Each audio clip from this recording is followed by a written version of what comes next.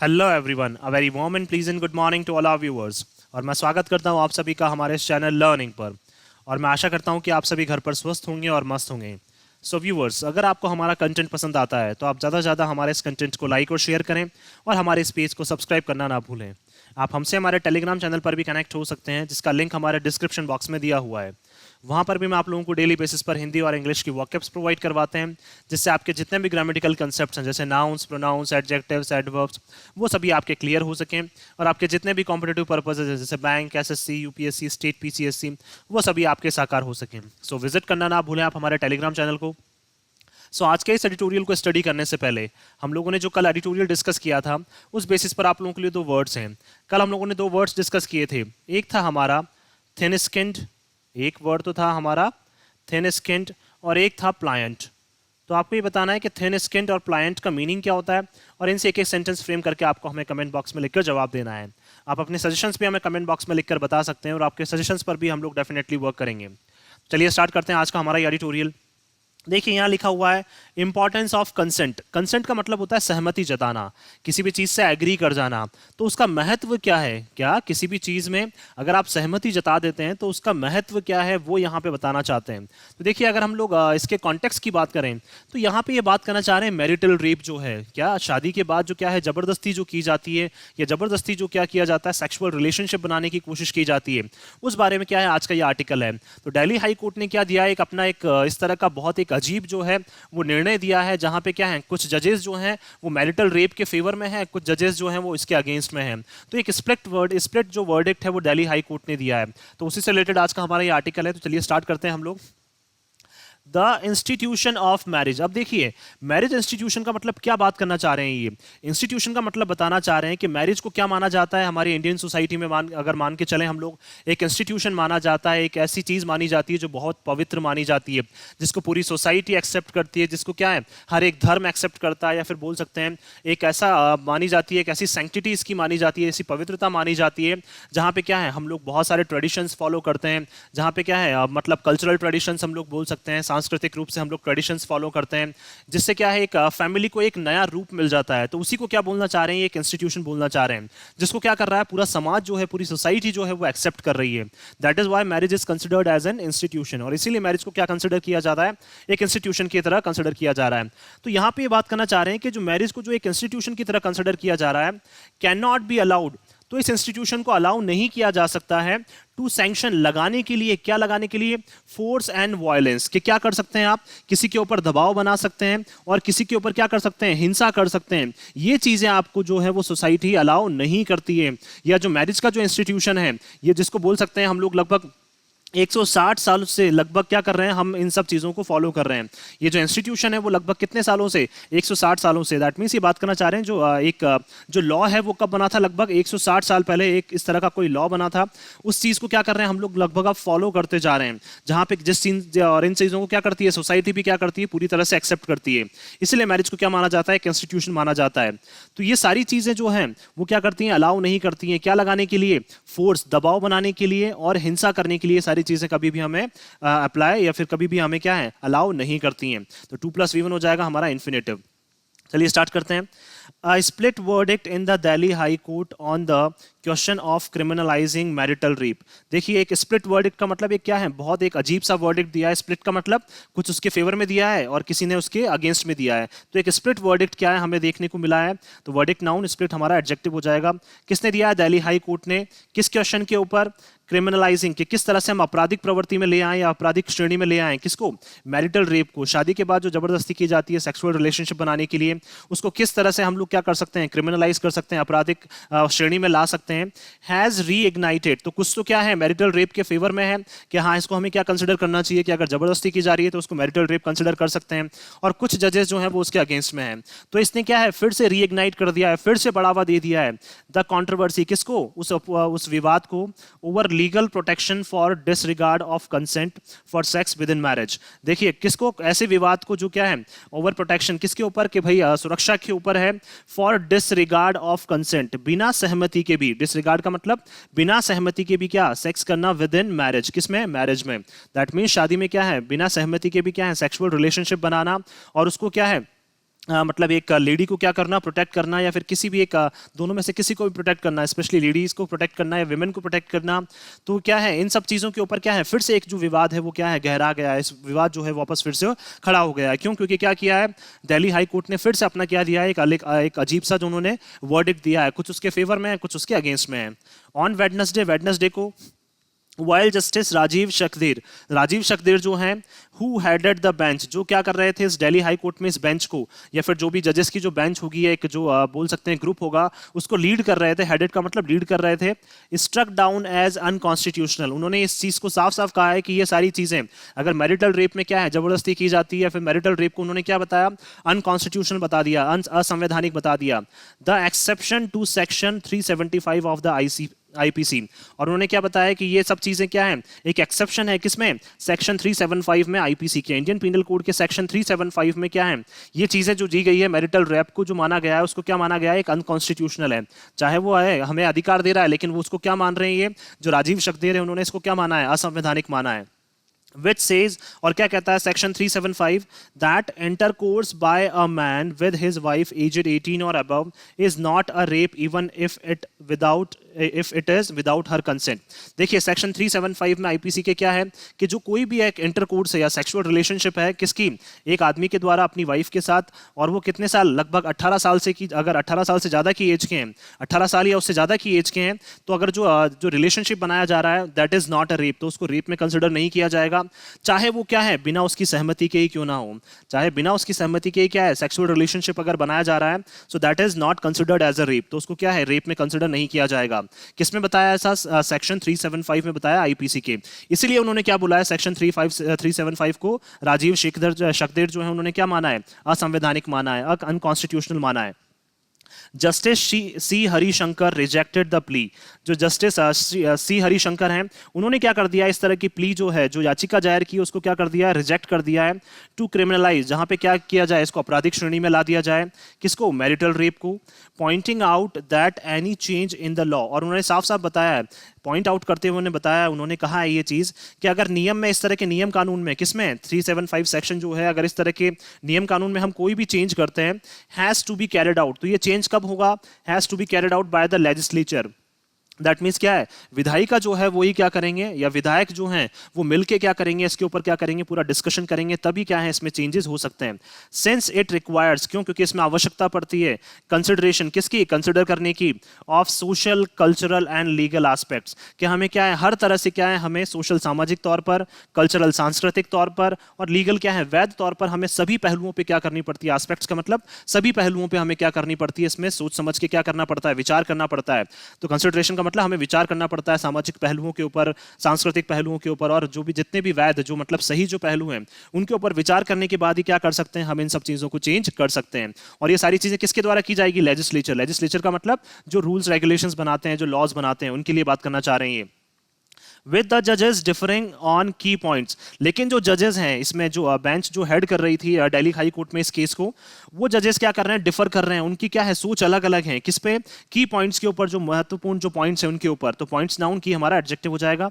Such as difficulty in getting evidence, देखिए कौन कौन से पॉइंट्स पे डिफर कर रहे थे जजेस, देखिए कुछ जजेस उसके फेवर में है, कुछ जजेस उसके अगेंस्ट में है, तो किस तरह से वो डिफर कर रहे हैं, जैसे कि क्या, कौन कौन से ऐसे पॉइंट्स हैं जिनके ऊपर वो डिफर कर रहे हैं।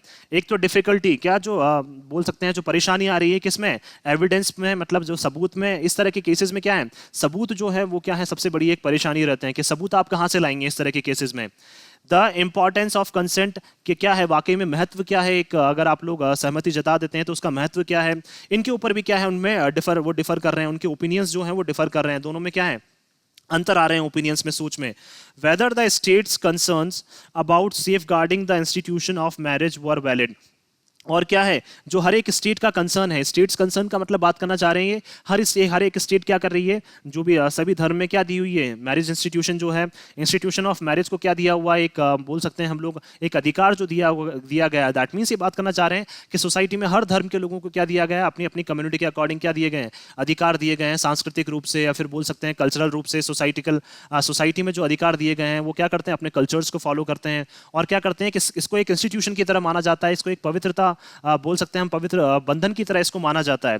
तो क्या है स्टेट का जो कंसर्न है, वो चिंता क्या है स्टेट की अबाउट सेफ गार्डिंग, कि हम किस तरह से बचाएं किसको, इस मैरिज के इंस्टीट्यूशन को, और क्या बचाना वाकई में हमारा वैध है या नहीं है, क्या हमें बचाना चाहिए या नहीं चाहिए। इसके ऊपर भी उनके ओपिनियंस क्या हैं, डिफर कर रहे हैं, कुछ इसके फेवर में बोल रहे हैं, कुछ इसके अगेंस्ट में बोल रहे हैं।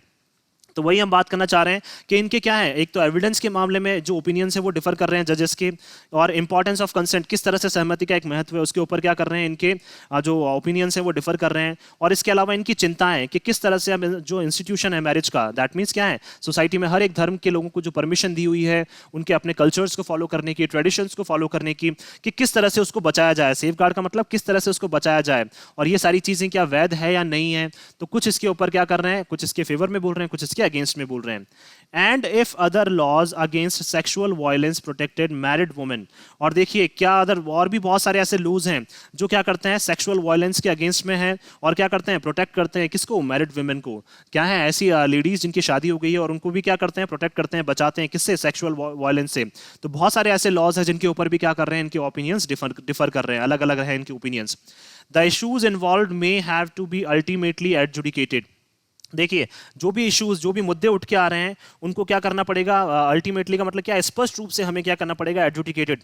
एडजुडिकेटेड का मतलब क्या है, उस पर निर्णय लेने पड़ेंगे, हमें क्या है न्यायिक निर्णय उस पर लेना पड़ेगा with the help of a third जज। किसकी हेल्प से, आप किसी तीसरे जज की हेल्प से। क्यों, क्योंकि एक जज तो क्या है उसके फेवर में बोल रहे हैं, एक जज जो है वो क्या कर रहे हैं, मैरिटल रेप के फेवर में बोल रहे हैं, और एक जज जो है उसको क्या बता रहे हैं, अनकॉन्स्टिट्यूशनल बता रहे हैं। क्या बता रहे हैं, अनकॉन्स्टिट्यूशनल, असंवैधानिक बता रहे हैं। एक उसको क्या बता रहे हैं, कॉन्स्टिट्यूशनल बता रहे हैं, उसके फेवर में है, और एक उसके अगेंस्ट में है। तो अब ये बात करना चाह रहे हैं कि अगर जो इस पे जो अल्टीमेटली स्पष्ट रूप से जो हम निर्णय लिया जाएगा, तो एडजुडिकेटेड हमारा यहाँ पे वर्ब हो जाएगा, अल्टीमेटली हमारा एडवर्ब हो जाएगा। तो अब वो किसकी हेल्प से लिया जा सकता है, किसी थर्ड जज की हेल्प से ही अब क्या है इसके ऊपर जो है निर्णय लिया जा सकता है। क्यों, क्योंकि दोनों जजेस की क्या है ओपिनियंस डिफर कर रहे हैं। और a larger bench of the high court और द सुप्रीम कोर्ट, या फिर हो सकता है इसके ऊपर निर्णय जो लिया जाए किसके द्वारा, एक बड़ी बेंच के द्वारा, या फिर जहां बेंच का मतलब एक ग्रुप ऑफ जजेस बड़े, या फिर और भी जजेस के द्वारा, जो कहां पे, या तो हाई कोर्ट में या फिर सुप्रीम कोर्ट के जजेस के द्वारा क्या है, अब इस पे जो है बड़ी बेंच के द्वारा निर्णय लिया जा सकता है। तो बेंच नाउन, लार्जर हमारा adjective. The union government has been opposing the removal of the marital rape exception। देखिए यूनियन गवर्नमेंट जो है वो भी क्या कर रही है, अपोज कर रही है कि हम हटाना नहीं चाहते हैं किसको, मैरिटल रेप का जो एक्सेप्शन, एक्सेप्शन का मतलब जो विवाद है, दैट मींस क्या है, ये विवाद क्यों मान रहे हैं, क्यों, क्योंकि शादी के बाद क्या है इनको लगता है कि चीजें जो है वो जायज हो जाती हैं, और क्या है फिर आपको कंसेंट की आवश्यकता नहीं है, ये भी ऐसा मानते हैं कौन, यूनियन गवर्नमेंट, सेंट्रल गवर्नमेंट जो है। तो वो भी क्या कर रही है कि मैरिटल रेप जो है, एक बहुत सारे लोग इसको क्या मानते हैं, अनकॉन्स्टिट्यूशनल मानते हैं, इसलिए हटाना चाहते हैं। तो क्या है यूनियन गवर्नमेंट भी क्या कर रही है, इन सब चीजों को अपोज करने में लगी हुई है। इन 2016 में it had rejected the concept of marital rape. क्या किया था 2016 में इन्होंने, मैरिटल रेप के जो कंसेप्ट है उसको क्या किया था इन्होंने, रिजेक्ट कर दिया था, सिरे से खारिज कर दिया था। किसने, यूनियन गवर्नमेंट ने। और सेइंग उन्होंने कहा था it cannot be applied to the Indian context, कि क्या है उन्होंने ये कहा था कि मैरिटल रेप का जो कंसेप्ट है वो अप्लाई नहीं हो सकता है अगर इंडिया की हम लोग बात करें। इंडियन कॉन्टेक्स्ट का मतलब क्या है, भारतीय सोसाइटी में या भारत में क्या है इस तरह की चीजें अप्लाई नहीं हो सकती हैं, ऐसा उन्होंने कहा था। ड्यू टू वेरियस रीजंस, किसकी वजह से, बहुत सारे कारणों की वजह से। रीजंस नाउन, वेरियस हमारा adjective. Not least because of the mindset of society to treat marriage as a sacrament। और ओनली देखिए उन्होंने ये कहा था, बहुत सारे रीजंस हैं, ना केवल उन्होंने एक रीजन दिया था कि क्या है जो माइंडसेट है सोसाइटी का, क्या समाज का जो माइंडसेट है टू ट्रीट, जो क्या करता है मैरिज को, शादी को क्या मानता है, एज अ सैक्रामेंट। सैक्रामेंट का मतलब क्या है, एक पवित्र बंधन की तरह मानता है उसको, क्या है एक पवित्रता की तरह लिया जाता है, किसको, शादी को एक पवित्रता की तरह ट्रीट किया जाता है। तो सोसाइटी का जो माइंडसेट है वो क्या है, शादी को एक पवित्रता की तरह ट्रीट किया जाता है, इसलिए क्या है वो मैरिटल रेप जैसे कंसेप्ट को वो कभी भी स्वीकार नहीं करना चाहते हैं। तो उन्होंने ओनली यही एक कारण नहीं बताया था, उसके बाद भी क्या है उन्होंने बहुत सारे ऐसे कारण बताए थे जिसकी वजह से जो मैरिटल रेप का जो कंसेप्ट है वो इंडिया में एप्लीकेबल नहीं हो सकता है। हाउएवर फिर भी इन द फाइनल हियरिंग, क्या है अंतिम जो हियरिंग हुई थी वहां पे, अंतिम जो सुनवाई हुई थी, हियरिंग नाउन, फाइनल हमारा एडजेक्टिव हो जाएगा। द यूनियन गवर्नमेंट, जो सेंट्रल गवर्नमेंट है, did not take a stand on the issue. तो देखिए यूनियन गवर्नमेंट ने क्या किया था, जब फाइनल हियरिंग हुई थी इस तरह के केसेस के ऊपर या मैरिटल रेप के ऊपर, तो उन्होंने क्या है इस इशू पे क्या है अपना स्टैंड भी नहीं रखा था कि हम किसके फेवर में, हम मैरिटल रेप को सपोर्ट कर रहे हैं या उसके अगेंस्ट में। तो उन्होंने क्या है अंतिम जो सुनवाई हुई थी उसमें तो क्या है उन्होंने अपना जो कंसेंट, जो उन्होंने अपना स्टैंड है वो भी नहीं रखा था कि हम किस फेवर में हैं। Justice Shakdher's opinion goes to the heart of the matter. लेकिन देखिए जस्टिस शकदेर का जो ओपिनियन है, क्या है, उनकी जो राय है, वो कहाँ जाती है? Heart of the matter. Heart of the matter का मतलब क्या है? मैटर के मेन मुद्दे के ऊपर क्या है वो डिस्कस कर रहे हैं यहाँ पे कौन? जस्टिस शकदेर। दैट मीन्स जो क्या है सभी के लिए एप्लीकेबल है। तो हार्ट ऑफ द मैटर का क्या मतलब क्या है? जो मेन मुद्दे के ऊपर डिस्कस कर रहे हैं। In as much as it treats the absence of consent as the core ingredient of rape। और उन्होंने साफ साफ कहा है, इन एज मच का मतलब उन्होंने ज्यादा ज्यादा ये चीज बताई है कि क्या है, अगर एब्सेंस ऑफ कंसेंट है, मतलब दैट मीन्स क्या है, अगर सहमति वहां पे नहीं है, सहमति की क्या है? एब्सेंस है। एब्सेंस का मतलब वो उपस्थित नहीं है। अगर सहमति क्या है, आप नहीं दे रहे हैं, तो वो क्या है? रेप का एक कोर इंग्रेडिएंट है। कोर इंग्रेडिएंट का मतलब क्या है? एक मुख्य पहलू है किसका? रेप का। दैट मीन्स अगर आप सहमति नहीं दे रहे हैं तो उसको किस में कंसिडर किया जाएगा? रेप में ही कंसिडर किया जाएगा। किसने कहा ऐसा? जस्टिस शकदेर ने कहा है। तो इसीलिए क्या है, लोग उनको क्या है काफी अच्छा मान रहे हैं, या फिर बोल सकते हैं उनके क्या है, उनका जो ओपिनियंस है उनको क्या है काफी अच्छा मान रहे हैं लोग, और उनके फेवर में क्या करना चाहते हैं? सपोर्ट भी कर रहे हैं उनको। किसको? जस्टिस शकदेर को। क्योंकि उनका ओपिनियन क्या है कि अगर कंसेंट जो नहीं है अगर किसी भी रिलेशनशिप में, तो वो क्या है? एक कोर इंग्रेडिएंट माना जा सकता है, एक मुख्य पहलू माना जा सकता है किसका? रेप का। तो इंग्रेडिएंट नाउन, कोर हमारा एडजेक्टिव। ही सेज, उन्होंने कहा है वो what is defined as rape in a law should be labelled as such. उन्होंने ये भी कहा है कि किस तरह से हमें क्या है रेप को डिफाइन करना चाहिए एक लॉ में। लॉ में मतलब एक नियम कानून में किस तरह से रेप को डिफाइन किया जाता है, तो उसको किस तरह से लेबल करें हम लोग, किस तरह से सोसाइटी के सामने रखें। जैसे देखिए क्या, irrespective of the whether it occurs with in और आउटसाइड मैरिज। उन्होंने कहा है देखिए कि क्या है, रेप को अगर रेप माना जाएगा कब? चाहे वो क्या है शादी के पहले हो या फिर शादी के अंदर हो। जैसे मानना मतलब वो बोलना चाह रहे हैं कि वो शादी के बाद हो चाहे शादी से पहले हो, उसको क्या कंसिडर किया जाएगा? हमेशा रेप ही कंसिडर किया जाएगा। अब उसको मैरिटल रेप की हम लोगों ने नाम दे दिया, अलग अलग नाम दे दिए। तो उन्होंने बोला कि इन सब चीज़ों को क्या है, रेप जो है वो लॉज में, नियम कानून में क्या है, उसको क्या कंसिडर किया जाएगा? चाहे वो शादी के विद इन मैरिज हो, चाहे वो क्या है आउटसाइड मैरिज हो, शादी के अंदर हो, या फिर बोल सकते हैं मैरिटल हो वो, या फिर क्या हो अनमैरिटेड, अनमैरिटल हम जिसको बोल सकते हैं, या फिर विदाउट मैरिज जो हो सकता है। तो क्या है उसको क्या माना जाएगा? उसको हमेशा रेप माना जाएगा। ही फाइंड्स, उन्होंने पाया है that the marital exception violets equality before law. उन्होंने ये भी देखा है कि जो मैरिटल एक्सेप्शन है वो क्या करता है? वॉयलेट कर देता है, हनन कर देता है किसका? इक्वालिटी का। और किसके सामने? लॉज के सामने। दैट मीन्स क्या है, ये बात करना चाह रहे हैं कि जैसे ही क्या है मैरिटल आपको क्या मिल जाता है? अधिकार मिल जाता है, तो आपको क्या लगता है कि लॉज जो है वो क्या है, आप बिल्कुल भी कारगर साबित नहीं होंगे। और आप क्या करते हैं, जो समानता जो मिलनी चाहिए किसको? दोनों को जो समानता मिलनी चाहिए, मेल्स को भी और फीमेल्स को, जो दोनों को इक्वालिटीज मिलनी चाहिए, उसका क्या हो जाता है? एक तरह से हम वॉयलेट कर देते हैं, उन लॉज का क्या कर देते हैं हम लोग? हनन कर देते हैं। हमें ऐसा लगता है कि शादी हो गई तो आप क्या कर सकते हैं? आप कुछ भी कर सकते हैं, आप जबरदस्ती भी कर सकते हैं। तो इसलिए बताना चाह रहे हैं कि शादी का क्या है, एक एक्सेप्शन है, क्या माना जाता है? इसको अपवाद माना जाता है। और ये सारी चीजें क्या करती हैं? वॉयलेट करती हैं, हनन कर देती हैं, तोड़ देती हैं किसको? इक्वालिटीज के जो लॉज हैं, क्या है, जो समानता के जो अधिकार हैं, वो भी किसके सामने? लॉज के सामने क्या है, ये सारे अधिकार क्या पड़ जाते हैं? छोटे पड़ जाते हैं। क्योंकि उनको ऐसा लगता है कि अगर शादी हो गई तो क्या है, अब उनके पास सारे अधिकार आ गए। as well as deprives women of the right to trigger a prosecution for non-consensual sex। और क्या करता है? deprive, वंचित रखता है किसको? women को, ladies को क्या करता है? ये वंचित रखता है किस अधिकार से? of the right to trigger a prosecution, कि वो क्या कर सकते हैं? ट्रिगर का मतलब लगा सकते हैं, या फिर बोल सकते हैं क्या प्रोसिक्यूशन के बारे में? प्रोसिक्यूशन का मतलब क्या है? किसी को भी जो भी कोई भी अगर इलीगल कोई एक्ट कर रहा है या फिर कोई भी गलत काम कर रहा है तो उसके लिए क्या करना? उसको एक बोल सकते हैं उसके अगेंस्ट केस लड़ना, या उसके अगेंस्ट क्या है उसको एक क्रिमिनल बताना, उसको अपराध बताना। तो इस तरह से क्या है, ये जो इंडियन लेडीज है या इंडियन वुमेन है उनको भी क्या करता है? ये वंचित रखता है उस अधिकार से कि आप क्या कर सकते हैं? प्रोसिक्यूट कर सकते हैं। आप क्या कर सकते हैं? अगर किसी ने भी आपके अगेंस्ट कोई इलीगल एक्ट किया है तो आप क्या कर सकते हैं? उसको क्रिमिनलाइजिंग उसको श्रेणी में ला सकते हैं, आपराधिक श्रेणी में उसको ला सकते हैं। फॉर नॉन कंसेंशुअल सेक्स, किसके लिए? बिना सहमति के क्या करने के लिए? सेक्सुअल रिलेशनशिप बनाने के लिए। बिसाइड्स, इसके साथ साथ, बिसाइड्स क्या हमारा एडवर्ब, इसका मतलब क्या है? साथ साथ। It also discriminates among women based on their marital status and robes them of sexual agency and autonomy. और देखिए इसके अलावा क्या है, डिस्क्रिमिनेट करता है। डिस्क्रिमिनेट का मतलब क्या है? भेदभाव करता है किसमें? विमेन के बीच में।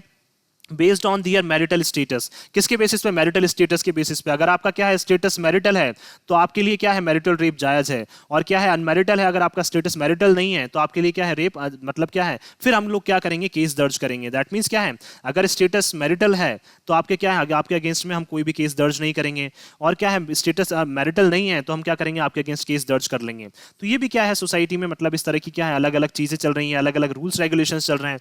तो इसमें भी क्या होता है, लेडीज के साथ क्या है, वेमेन के साथ क्या हो रहा है, भेदभाव हो रहा है उनके किसके ऊपर, मैरिटल स्टेटस को लेके, जिससे क्या है robes them of sexual agency, और उनको क्या किया जाता है, सेक्सुअल वायलेंस के नाम पे क्या कर लिया जाता है, उनको लूट लिया जाता है, या फिर बोल सकते हैं क्या है, उनका हनन किया जाता है, उनको वायलेट किया जाता है।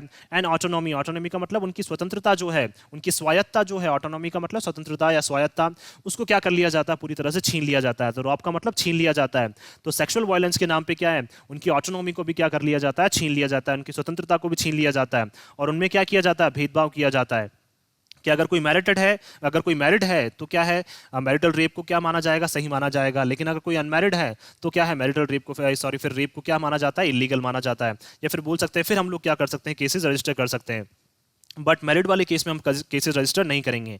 इन कॉन्ट्रास्ट अगर हम लोग बात करें बड़े रूप से, जस्टिस हरिशंकर्स ओपिनियन, जो जस्टिस हरिशंकर हैं, अब दो जजेस की बात कर रहे हैं, जस्टिस शक्देर का ओपिनियन तो क्या है, मैरिटल रेप को अनकॉन्स्टिट्यूशनल मानना चाहते हैं, ये अनकॉन्स्टिट्यूशनल बता रहे हैं ये, क्यों, क्योंकि ये चाहते हैं कि भाई ऑब्वियस सी बात है, रेप जो है वो रेप की श्रेणी में आता है, चाहे वो आफ्टर मैरिज हो चाहे बिफोर मैरिज हो। जस्टिस हरिशंकर्स ओपिनियन समवॉट डिसकंसर्टिंगली, उससे क्या है, हमें क्या है, कहीं ना कहीं क्या है, हमें असंतोष पैदा हो रहा है। डिसकंसर्टिंगली क्या मतलब क्या है, असंतोष पैदा होना, ये क्या है हमारा यहाँ पे एडवर्ब है। डी एम्फेसाइजेस, और क्या है, देखिए एम्फेसाइजेस का मतलब क्या है, जोर देना, तो डी एम्फेसाइजेस का मतलब क्या है, अब वो जोर नहीं देना चाह रहे हैं किसके ऊपर, द एलिमेंट ऑफ कंसेंट, किसके ऊपर, सहमति का क्या महत्व है उसके ऊपर वो जोर नहीं देना चाह रहे हैं, इसीलिए क्या है लोगों में असंतोष पैदा हो रहा है। And lays much store by the importance of preserving the institution of marriage, और क्या है, लेज मच स्टोर, देखिए मच स्टोर का मतलब ज्यादा जोर दे रहे हैं वो किसके ऊपर, ये क्या महत्व है किसका, प्रिजर्विंग, सुरक्षित रखने का, किसको, इंस्टीट्यूशन ऑफ मैरिज को। दैट मींस क्या है, मैरिज इंस्टीट्यूशन को सुरक्षित रखने का, या इंस्टीट्यूशन ऑफ मैरिज को, या सोसाइटी में किस तरह से मैरिज एक क्या है, एक सैक्रामेंट माना जाता है, उसको एक पवित्र माना जाता है, तो किस तरह से उसको सुरक्षित रखा जाए उसके ऊपर वो ज्यादा जोर दे रहे हैं, ना कि इसके ऊपर कि कंसेंट का क्या इसमें इंपॉर्टेंस है, बिना कंसेंट के अगर आप ये चीजें कर रहे हैं तो वो क्या है, एक मैरिटल रेप की श्रेणी में आ जाता है। तो वो इन सब चीजों के ऊपर एम्फेसाइज अब नहीं कर रहे हैं, तो वो किसके ऊपर ज्यादा महत्व दे रहे हैं कि किस तरह से हम प्रिजर्व करें, सुरक्षित करें किसको, इंस्टीट्यूशन ऑफ मैरिज को, टू सच एन एक्सटेंट, वो भी इस लेवल तक, that he holds that any legislation that keeps rape out of a marital relationship is immune to interference. देखिए उन्होंने इस लेवल तक वो बोलना चाह रहे हैं कि हमें इंस्टीट्यूशन ऑफ मैरिज को बचाना चाहिए, टू सच एन एक्सटेंट का मतलब इस लेवल तक कि उन्होंने क्या कहा है, that he holds any legislation, उन्होंने ये भी बताया है कि अगर कोई भी लेजिस्लेशन जो क्या बनाता है, नियम कानून बनाता है, दैट कीप्स रेप, उन्होंने क्या रखा है, रेप को बाहर रखा है, किससे, मैरिटल रिलेशनशिप से, अगर क्या है वो मैरिटल रिलेशनशिप से क्या कर रहे हैं, रेप को बाहर रख रहे हैं, इज इम्यून टू इंटरफेरेंस, तो उसका मतलब क्या है, वो हस्तक्षेप नहीं करना चाह रहे हैं। दैट मींस क्या है, उन्होंने बोला है कि क्या है, एक तो इंस्टीट्यूशन ऑफ मैरिज को प्रोटेक्ट करना चाहते हैं, और उन्होंने ये बोला है कि लेजिस्लेशन जो है, जो नियम कानून बनाता है, जो लेजिस्लेचर की बात करना चाह रहे हैं, जो विधायक हैं, जो विधान है, जो बोलना चाह रहे हैं, ये उन्होंने जिन्होंने नियम कानून बनाया और उन्होंने क्या रखा है, रेप को मैरिटल रिलेशनशिप के बाहर रखा है, तो दैट मींस क्या है, इम्यून टू इंटरफेरेंस, तो वो क्या क्या चाहते हैं, वो इंटरफेरेंस नहीं चाहते हैं, वो हस्तक्षेप नहीं करना चाहते हैं। If marriage is regarded as a partnership between equals, देखिए लेकिन अगर मैरिज को क्या माना जाता है, पार्टनरशिप की तरह, एक समझौते के तौर पर माना जाता है, किसके बीच में, इक्वल्स, इक्वल्स का मतलब क्या है, दोनों को इक्वल्स राइट होंगे, मेल्स को भी और फीमेल्स को भी, दोनों को इक्वल राइट्स अगर हैं तो क्या माना जाता है, इसको एक पार्टनरशिप की तरह माना जाता है। एन एक्सेप्शन, एक अपवाद की तरह माना जाता है, in a 162 year old law should have had no place, तो क्या है, अगर एक पार्टनरशिप की तरह मान रहे हैं जहां पे दोनों को इक्वालिटी रहेगी, तो 162 साल पहले का जो पुराना नियम है उसकी क्या है, कोई भी जगह हमारे नियम कानून में नहीं होनी चाहिए, या फिर बोल सकते हैं हमारी सोसाइटी में ऐसे नियम की कोई भी जगह नहीं होनी चाहिए जो एक अपवाद की तरह कंसिडर किया जा रहा है। क्यों, क्योंकि अगर देखिए आप इक्वालिटी नहीं दे रहे हैं दोनों को, अगर दोनों को समान अधिकार नहीं दे रहे हैं, तो हम मान सकते हैं कि क्या है, सोसाइटी में इन सब चीजों का कोई भी महत्व नहीं है। While there are other laws governing civil relationships, देखिए बहुत सारे ऐसे नियम कानून हैं जो गवर्न बता रहे हैं किसके बारे में, सिविलियंस, जो नागरिकों के क्या है, अधिकारों के बारे में, रिलेशनशिप्स के बारे में, दैट लेजिटिमाइज, जो लीगल करते हैं, लेजिटिमाइज का मतलब वैध रूप से साबित कर देते हैं, कॉन्जुगल एक्सपेक्टेशंस, कॉन्जुगल का मतलब मैरिटल रेप की जो एक्सपेक्टेशन से, जो आशाएं हैं, उनको क्या कर देते हैं, लेजिटिमाइज कर देते हैं। बहुत सारे ऐसे नियम कानून हैं जो क्या करते हैं, नागरिकों के जो अधिकार हैं, या फिर बोल सकते हैं नागरिकों के क्या है जो संबंध हैं, उनसे रिलेटेड क्या है, उन सब एक्सपेक्टेशंस, आशाओं को क्या कर देते हैं, वो लीगल साबित कर देते हैं। लेजिटिमाइज का मतलब लीगल साबित कर देते हैं।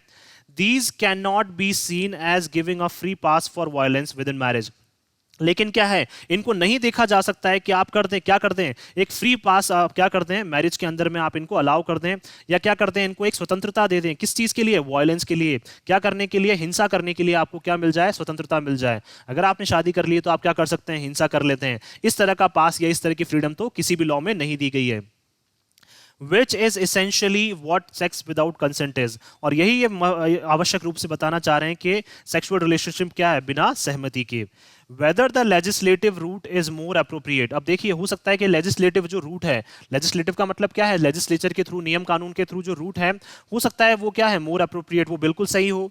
In making marital rape a criminal offence is a matter of detail, कि क्या बनाने में, कि मैरिटल जो रेप है उसको क्या बनाने में, एक आपराधिक श्रेणी में लाने में, क्रिमिनल ऑफेंस का मतलब एक आपराधिक श्रेणी में उसको लाने में या क्राइम उसको मानने में, is a matter of detail. तो ये सारी चीजें तो क्या है, हमें डिटेल्स में देखनी पड़ेंगी। अगर हमें किसके थ्रू जाना है, लेजिस्लेटिव रूट के थ्रू जाना है, तो हमें क्या है, ऑब्वियस सी बात है, अगर लेजिस्लेचर के थ्रू हमें जाना है तो हमें ये सारी चीजें क्या है, बहुत डिटेल में देखनी पड़ेंगी। What is important is that sexual violence has no place in society। लेकिन सबसे ज्यादा महत्वपूर्ण चीज है वो क्या है, कि सेक्सुअल वायलेंस का क्या है, हमारी सोसाइटी में बिल्कुल भी इंपॉर्टेंस नहीं है, कोई भी जगह हमारी सोसाइटी में, समाज में नहीं है। And the institution of marriage is no exception. और इंस्टीट्यूशन ऑफ जो मैरिज है वो भी क्या है, एक अपवाद नहीं है। दैट मीन्स वो भी क्या कर सकते हैं, आपके ऊपर ये सारी चीजें फोर्स नहीं कर सकते हैं। सोसाइटी में मानते हैं कि क्या है, मैरिज को एक सेक्रामेंट की तरह माना जाता है, सेक्रेड माना जाता है, काफी पवित्र माना जाता है। लेकिन कोई भी आपके ऊपर क्या है, इस तरह की एक पाबंदियां नहीं लगा सकता है आपके ऊपर, क्या है, ये सारी चीजें क्या है, फोर्स नहीं की जा सकती हैं। उनको क्या किया जा सकता है, आपके ऊपर जो है वो ढूला नहीं जा सकता, या फिर बोल सकते हैं आपके ऊपर क्या है, ये सारी चीजें लागू नहीं की जा सकती हैं जब तक आप क्या है, नहीं चाहते हैं। तो दोनों को क्या है, इक्वल राइट्स जो हैं वो इसमें मिलने चाहिए। देखिए ओवरऑल अगर हम लोग सम अप करें तो यहाँ पे ये बात करना चाह रहे हैं कि किस तरह से क्या है कि मैरिटल रेप जो है उसके ऊपर क्या है, जजेस के ओपिनियंस हैं वो डिफर कर रहे हैं। लेकिन अब क्या है, किसी थर्ड जज को बैठना पड़ेगा और उनके ऊपर क्या है, जल्द से जल्द एक डिसीजन है वो लेना पड़ेगा कि किस तरह से इसको किस श्रेणी में लाया जाए। या तो हो सकता है इसको क्या है, मैरिटल रेप की श्रेणी में लिया जाए, या फिर हो सकता है इसको ना लिया जाए। तो दोनों तरह से क्या है, आप लोगों को इसके ऊपर सोचना पड़ेगा और किस तरह से इसके ऊपर नियम कानून बनाए जाए, जिससे क्या है, कोई भी अगर इस तरह की चीजें करता है, कोई भी अगर जबरदस्ती करने की कोशिश करता है, तो उसके ऊपर क्या किए जाए, उसके ऊपर केसेस वगैरह रजिस्टर किए जाए, या उसको क्या है, मैरिटल रेप की श्रेणी में उसको ला दिया जाए। सो मैं आशा करता हूं कि आप सभी को ये आर्टिकल है वो पसंद आया होगा। अगर आपको हमारा आर्टिकल पसंद आया तो आप ज़्यादा से ज़्यादा हमारे आर्टिकल को लाइक और शेयर करें और हमारे इस पेज को सब्सक्राइब करना ना भूलें। So thank you so much कि आपने इस वीडियो को अंत तक देखा। Thank you so much once again for your love and support.